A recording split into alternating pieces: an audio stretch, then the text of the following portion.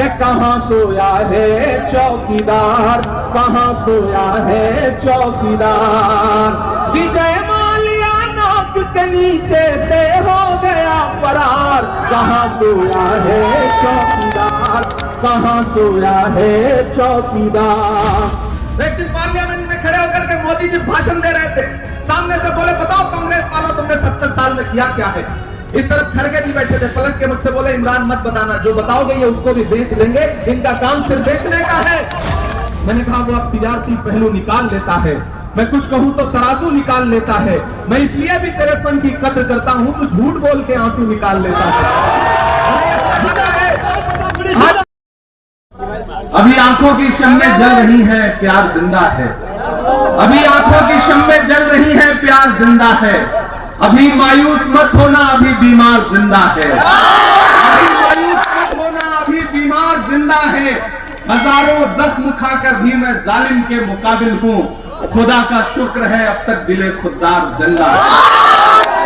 चांदनी चौक वालों, दिल्ली वालों, ये जामा मस्जिद की तारीखी सीढ़ियां हैं और मैं यहाँ आपसे मुखातिब होने के लिए खड़ा हूं तो मेरी आंखों में 1947-48 में इसी जगह पर खड़े हुए मौलाना आजाद का वो मंजर है जब उन्होंने तारीखी तकरीर की थी और हिंदुस्तान के मुस्तकबिल को अपने लफ्जों में पिरोया था। मैं यहां खड़ा होकर के आज आपसे ये अपील करने आया हूं कि ये जो लोकसभा का चुनाव है वो सिर्फ लोकसभा में जाकर के एक सांसद चुनने का चुनाव नहीं है। अगर आपको लगता है कि ये महज एक मेंबर ऑफ पार्लियामेंट चुनने का चुनाव है तो आप गलतफहमी के शिकार हैं। ये दरअसल दो विचारधाराओं का चुनाव है। एक तरफ वो ताकतें खड़ी हैं जो कह रही हैं कि हमें बहुमत दो, हमें संविधान बदलना है, चाहे वो नरेंद्र मोदी जी के साथी अनंत हेगड़े हो, ज्योति मिर्धा हो, लल्लू सिंह हो या भाजपा के पोस्टर बॉय अरुण गोविल हो। आप उनकी तकरीरें उठा के देखिए, वो कह रहे हैं कि हमें मैंडेट दो क्योंकि हमें भारत का संविधान बदलना है। वो संविधान जिसमें महात्मा गांधी के उसूल हैं, वो संविधान जिसमें पंडित जवाहरलाल नेहरू के सपने हैं, वो संविधान जिसमें मौलाना आजाद के ख्वाबों की ताबीर है, वो संविधान जिसमें डॉक्टर बाबा साहब अम्बेडकर का पसीना है, वो संविधान नरेंद्र मोदी जी बदलना चाहते हैं।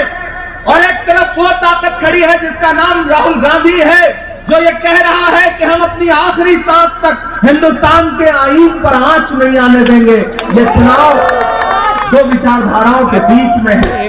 मेरे भाई, यहाँ इंडिया गठबंधन के जो प्रत्याशी हैं, हमारे कांग्रेस पार्टी के वरिष्ठ नेता जयप्रकाश अग्रवाल जी, इनकी शराफत, इनकी विनम्रता, इनकी सादगी आपके बीच में जानी पहचानी है। मुझे उस पर तबसरा नहीं करना है। हमारी कश्ती को पार लेकर फकत हमारा हुनर गया है। ये बंद कर दो भाई। हमारी कश्ती को पार लेकर फकत हमारा हुनर गया है। नए खेवैये कहीं न समझे नदी का पानी उतर गया है। ये झगड़ा होकर के आपसे ये कहने आया हूं मेरे भाई, ये चुनाव बहुत जरूरी चुनाव है। एक तरफ नरेंद्र मोदी जी का झूठ है, उनके फर्जी आंसू हैं, और एक तरफ राहुल गांधी के पैर के छाले हैं जो कन्याकुमारी से कश्मीर तक चलते हुए उनके पैरों में आए थे।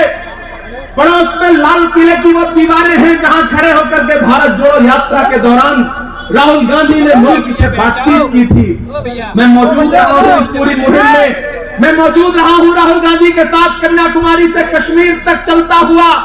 जब मुझसे मीडिया के साथी कहते थे कि इमरान साहब राहुल गांधी 4000 किलोमीटर चल रहे हैं, आप तो शायर हैं, आप क्या कहेंगे, तब मैं शेर पढ़ देता था कि जो हर जालिम से टकराएगी वो आंधी बनाऊंगा, जो हर जालिम से टकराएगी वो आंधी बनाऊंगा, नए अंग्रेज आए हैं नया गांधी बनाऊंगा।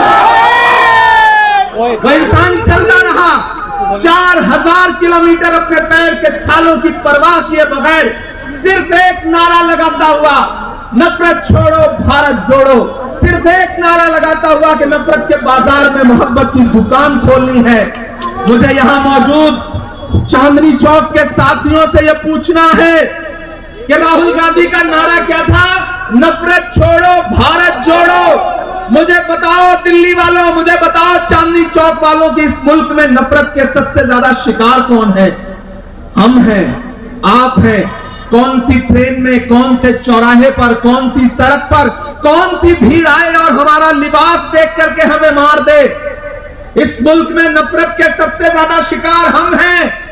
तो मुझे बताओ कि नफरत कम होगी तो सुकून किसे मिलेगा? हमको मिलेगा, आपको मिलेगा। एक शख्स 4000 किलोमीटर चला, अपने पैर के छालों की परवाह किए बगैर नारा लगाता हुआ नफरत छोड़ो भारत जोड़ो। तो इस देश के अलग अलग हिस्सों में घूम करके कह रहे हैं कि आखिर कांग्रेस ने 70 साल में किया क्या है।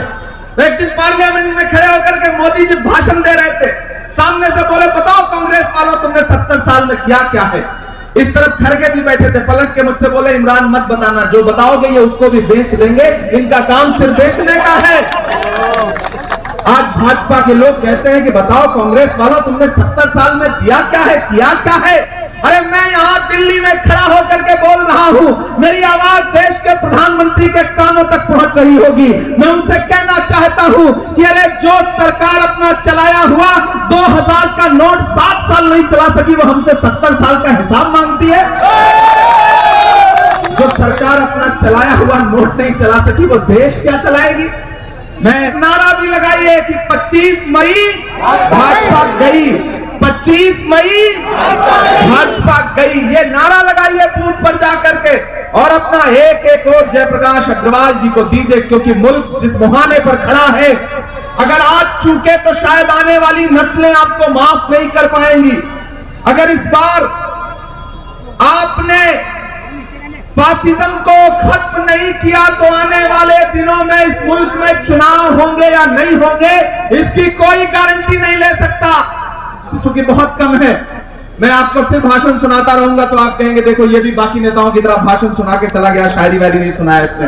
तो मुझे थोड़ी शायरी भी आपको सुनाती है जाते जाते, लेकिन आप बड़े ठंडे ठंडे खड़े हैं। मुझे ऐसा लग रहा है जैसे जोश खत्म हो गया है, जैसे इतना पसीना निकल गया है कि आपके अंदर कोई ताकत ही नहीं बची है। मुझे लगना चाहिए कि मैं जामा मस्जिद की सीढ़ियों में खड़ा हूं, सहन में खड़ा हूं। नया पाने की चाहत में पुराना छूट जाता है, नया पाने की चाहत में पुराना छूट जाता है। तुझे अपनाऊं तो मुझसे जमाना रूठ जाता है। मोहब्बत पढ़ने लिखने में बहुत आसान है, लेकिन मोहब्बत को निभाने में पसीना छूट जाता है। दिल्ली वालों, ये चुनाव बहुत जरूरी चुनाव है। मैं मुल्क के अलग अलग हिस्सों में जा रहा हूं, केरल से लेकर के उत्तराखंड से लेकर के जम्मू कश्मीर से लेकर महाराष्ट्र से लेकर राजस्थान से लेकर बंगाल से, बिहार से, उत्तर प्रदेश के, कल रायबरेली में था, आज यहां हूं, कल बिहार के महाराजगंज में रहूंगा। मैं एक बात पूरी जिम्मेदारी से कह देता हूं, ये टीवी चैनलों पर भले आपको नरेंद्र मोदी जी जीतते हुए लग रहे हो, लेकिन जमीन पर इंडिया गठबंधन इस देश में सरकार। नरेंद्र मोदी जी बाकी जुमलों की तरह चाहे जो बोल रहे हो, लेकिन राहुल गांधी ने कहा है कि चुनाव में भाजपा को 180 से ज्यादा सीटें नहीं आएंगी, नहीं आएंगी, नहीं आएंगी, नहीं आएंगी। क्योंकि राहुल गांधी ने कहा है तो फिर इसे पत्थर की लकीर समझा जाए। मैं पूरी जिम्मेदारी से आपके बीच में खड़ा होकर के दोस्तों ये कह रहा हूं, आपने महसूस किया है कि प्रधानमंत्री जी की भाषा गड़बड़ा गई है, चेहरा गड़बड़ा गया है बॉडी लैंग्वेज में, और परसों तो रोने लगे थे। मैंने तो 4-5 दिन पहले एक मंच पे कहा था, राहुल जी ने भी कहा था कि अब आखिरी हथियार है इनका रोना, रोएंगे। और वो बनारस में रोए भी। जब वो रोए तो मीडिया के एक साथी ने कहा कि इमरान साहब आज तो प्रधानमंत्री जी बड़ा भावुक हो गए, आप क्या कहेंगे। मैंने कहा वो अब तिजारती पहलू निकाल लेता है, मैं कुछ कहूं तो तराजू निकाल लेता है। मैं इसलिए भी तेरे फन की कद्र करता हूं, तो झूठ बोल के आंसू निकाल लेता है। उन्हें ये हुनर, वो रो भी चुके हैं। ये सब क्यों हो रहा है? क्योंकि इस देश ने उनके झूठे नारों पे उनसे सवाल शुरू कर दिया है। लोग पूछ रहे हैं कि बहुत हुई महंगाई की मार, अब की बार मोदी सरकार, ये नारा कहां खड़ा है? आटा, चावल, दूध, दही, पनीर, छाछ, लस्सी क्या नहीं महंगा कर दिया? पेट्रोल डीजल जो 58 का था वो 100 के पार, गैस 400 वाली 1000 के पार। भाजपा की सरकारें वो सरकारें हैं जो अपनी पसंद की फिल्में टैक्स फ्री करती हैं और कफन पर जीएसटी लगाती हैं। इनकी सच्चाई यही है। इन्होंने नारा दिया था बेटी बचाओ बेटी पढ़ाओ, लेकिन शायद ये भूल गए कि चाहे वो हाथरस हो, चाहे उन्नाव हो, चाहे सोनभद्र हो, या इसी जंतर मंतर पर बैठी हुई ओलंपिक लाने वाली बेटियां हो, प्रधानमंत्री बेटियों के साथ खड़े नहीं हुए बल्कि अपराधियों के साथ खड़े हुए।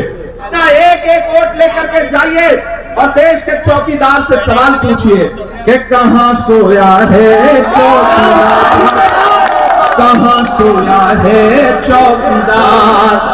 इलेक्शन सिर्फ वोट देने का नाम नहीं है, सपोर्ट देने का भी नाम है। मुझे आपका जोश दिखाई पड़ना चाहिए।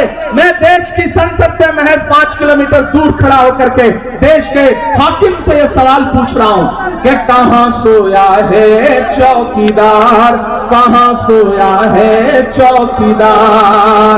विजय माल्या नाक के नीचे से हो गया फरार, कहां सोया है चौकीदार, कहां सोया है चौकीदार। ये चाय बेचने वाला पूरा भारत बेच रहा है। बेच रहा है कि नहीं बेच रहा है? बेच रहा है कि नहीं बेच रहा है? चाय बेचने वाला पूरा भारत बेच रहा है।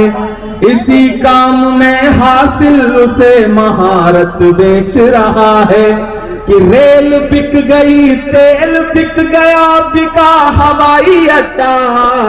अब उठे आपका हाथ अगली लाइन पे कि रेल बिक गई, तेल बिक गया, बिका हवाई अड्डा। सब कुछ बिकता देख के खुश है अपने जेबी जनता महंगाई की मारी करती हाहाकार। कहां सोया है चौकीदार, कहां सोया है चौकीदार।